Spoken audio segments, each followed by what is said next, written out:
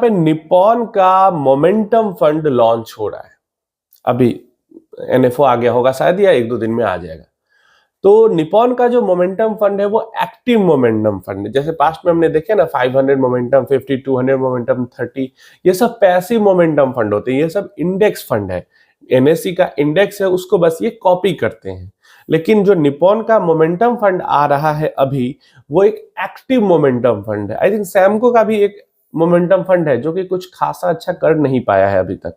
तो यहाँ पे निप्पॉन का जो मोमेंटम फंड है वो हो सकता है अच्छा करे भी, क्योंकि निप्पॉन के जो बाकी फंड है वो काफी अच्छा परफॉर्म कर रहे हैं। एज ए एएमसी निप्पॉन काफी अच्छा परफॉर्म कर रहा है, मतलब एकदम तगड़ा मोतीलाल की तरह नहीं कर रहा, लेकिन एवरेज से अच्छा कर रहा है। तो ये जो मोमेंटम फंड है ये एक्टिवली मैनेज्ड होगा, इसको फंड मैनेजर्स मैनेज करेंगे। और ये जो स्टॉक्स हैं, ऐसा नहीं कि सिर्फ मोमेंटम के अकॉर्डिंग इन्वेस्ट कर देगा। यहाँ पे फंडामेंटल और टेक्निकल, मोमेंटम जो होता है वो टेक्निकल बेस्ड होता है, तो यहाँ पे टेक्निकल और फंडामेंटल दोनों को मिला के इन्वेस्टमेंट किया जाएगा। और मोमेंटम अच्छे फंडामेंटल वाले, मोमेंटम में रहने वाले स्टॉक्स को पकड़ के इन्वेस्ट करके उनके अंदर से ज्यादा रिटर्न निकालने की कोशिश की जाएगी। तो सुनने में यह स्टोरी बहुत अच्छी लगती है। कितना ये रियलिटी में जमीन पे उतर पाती है, क्या रिटर्न बनता है, उसके ऊपर डिपेंड करेगा। जैसे निफ्टी 500 के अंदर से ही ये स्टॉक्स चुनेंगे, यही समझ लो, इससे बाहर वो नहीं जाएंगे, क्योंकि इनका जो बेंचमार्क इंडेक्स है वो भी निफ्टी 500 ही है। तो अगर ये निफ्टी 500 के अगेंस्ट में बेंचमार्क्ड है, तो इनको निफ्टी 500 मोमेंटम 50 जो इंडेक्स फंड होता है उससे बेहतर रिटर्न निकाल के देंगे, तभी कुछ काम का ये होगा, नहीं तो कुछ काम का नहीं होगा।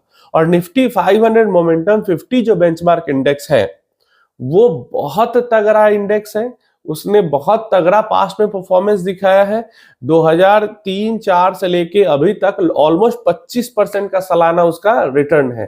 तो इसको बीट करना बहुत मुश्किल है। लेकिन अगर छोटे 4-5 साल के टाइम पीरियड में भी अगर 500 मोमेंटम 50 को ये निप्पॉन का एक्टिव मोमेंटम फंड बीट कर देता है तो बहुत बढ़िया हो सकता है इन्वेस्टमेंट के लिए ऑप्शन।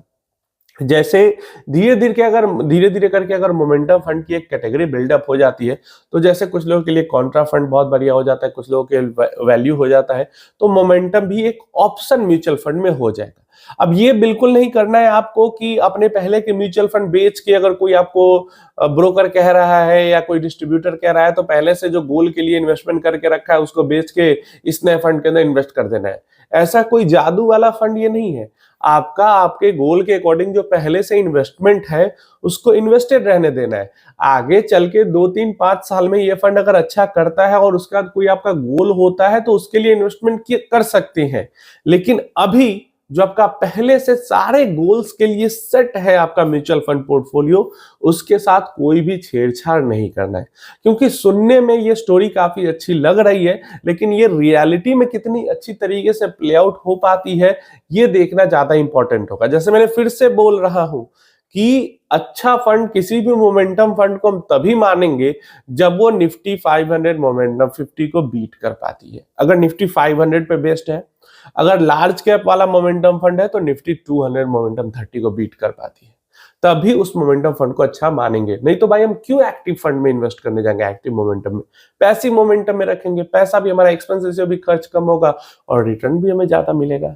आप अपनी राय बताना कि क्या आप इन्वेस्ट करने जा रहे हो या किया है या सोच रहे हो निप्पॉन के मोमेंटम फंड के बारे में।